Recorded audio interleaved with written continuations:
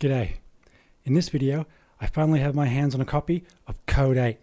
It's been 4 years since the movie was crowdfunded, and it's finally been made and finally been released, and I've got my copy. The movie comes out at the same time as its star, Stephen Amell, has his hit TV show Arrow finish up.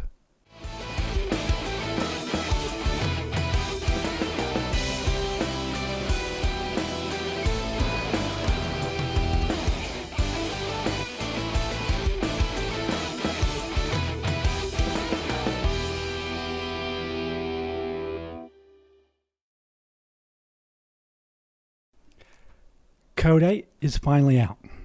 But before we get to Code 8, I want to talk about one of the movie's stars, Stephen Amell. His hit TV show finally finished after 8 seasons, with his series' leading character, Oliver Queen, dying in the Crisis on Infinite Earths. A story arc that started when he made a deal in Elseworlds to save Flash and Supergirl by trading his life for theirs in the cosmic balance. Crisis on Infinite Earths is also a story that was hinted at in the very first season of Flash. And it was good to finally see these stories come to fruition. The final season of Arrow was one of the better seasons. Over the years, the show has had so many changes that one season it felt like they were using soap opera writers. Thankfully, that creative path wasn't visited for too long. Story ideas had also been revisited a little too often as well, especially storylines later on where Oliver's still dealing with the darkness within him. Sometimes he's the greatest guy in the world. Sometimes his darkness rules. It's good, but you almost feel like he should have resolved it or had more control. I don't know. It's a bit of a tough balance to do. One of the bad guys in the show was also used for too long and lived for a bit longer than he should have. Probably about half a season too long. Things like this showed that it was time for them to do something new or to end it. Something Amell realized and made mention of in an interview when he finally decided to call it quits for the character. Fortunately for the viewers, Crisis on Infinite Earth did both. It ended Arrow, but it also gave us a new Arrowverse. Some of the other shows in the Arrowverse have gone so far off the deep end with some of their ideas that due to Arrow being in the same universe, it actually pulled Arrow down some. Legends of Tomorrow in 2019 was a little bit too SJW, a bit too politically correct, a bit too progressive. That people I talked to, including millennials, said that the show is a little bit too 2019 at times. The post-Crisis reboot will hopefully breathe new life to the Arrowverse now that it no longer has Arrow to hold it up. The final episode was a good goodbye to Arrow, with his funeral attended by all the Arrow characters brought back post-Crisis. It even gives us a Season 1 flashback story with Oliver Queen and John Diggle crossing off a name from his father's book that wasn't given an episode in Season 1. The flashback sequence was very action-packed, very old-school Arrow, and very fun to watch. It was sad to see it end, as the final season of Arrow showed they could still get it right, but it was good to see the show end well. Stephen Amell already has work on a new TV show, a wrestling drama called Heels. Even stepping into this new role, he was having difficulty giving up his old role of Arrow. Such trouble that he had a serious panic attack during a podcast, forcing him to leave it. After leaving the podcast, though, he came back weeks later and finished it, giving a very good and open account of what was going on with him, going into details regarding his mental health, which was great. That's something that should be applauded as positive action for men's health and for mental health. I will leave a link to the podcast in the video description below.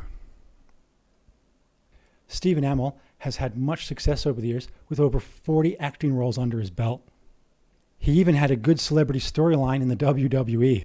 If you can find the footage of him jumping into WWE ring for the first time from out of the crowd, it's worth watching.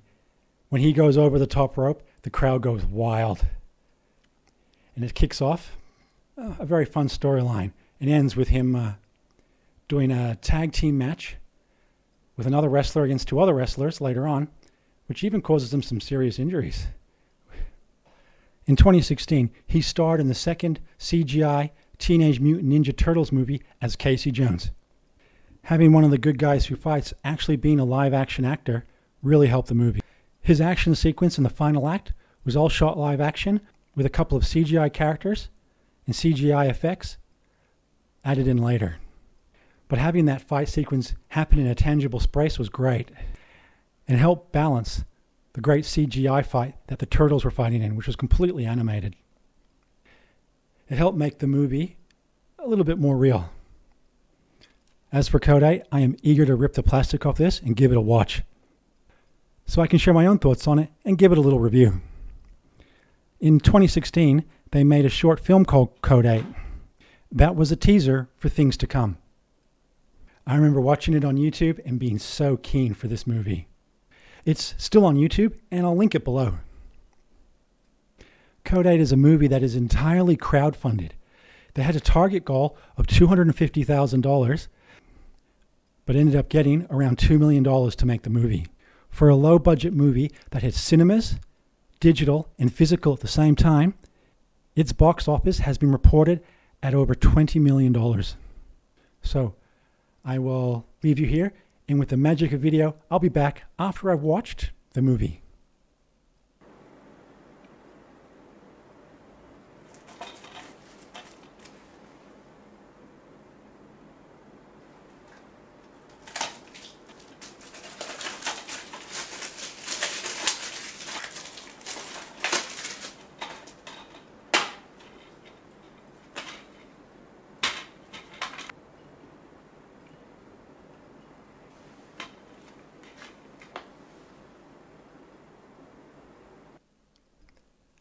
I am going to try to be as spoiler-free as possible, as I just finished the movie and I really enjoyed it.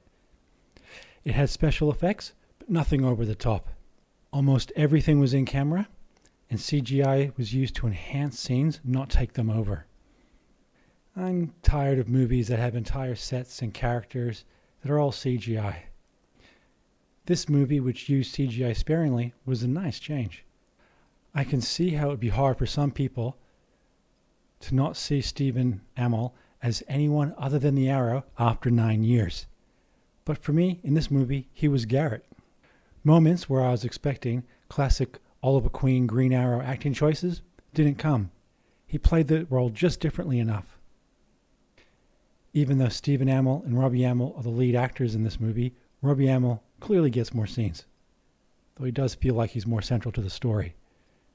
Some reviews I read complained that there was not enough character work in the movie. But it being a movie with the director doing the story and the direction, you can see how he directed scenes to fit his visions of the two main characters. The supporting cast was quite big for a low-budget movie, though a lot of actors were in scenes more often than they were in dialogue. Some reviews said there needed to be more to the movie and the characters, and that it would be a good TV show. And due to the success of Code 8, there is already a Code 8 spin-off TV series in production, which is great, because some of the aspects of where the movie could lead to can be explored upon along with the characters. The two cops were good. I especially like Sung Kang of Fast and Furious fame. And the actor that played his partner is one of those actors you recognize because he's been in a lot of productions, and they played well off each other in the scenes they had. Part of me was expecting a slower pace to the movie because the movie's low budget, but they actually got quite a lot done in the movie, so I found the pace to be good. Sure, the movie is not really anything too new to the genre, but they do such a good job of it that for me, the movie stands on its own. Power is not the be-all and end-all, and even people with powers still need to use guns. The societal aspects of the movie really worked for me.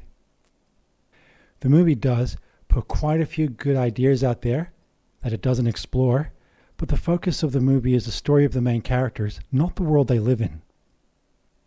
With there being so few good action stars under 40 in Hollywood, they might want to use Stephen Amell in a few more bigger roles before he's considered too old.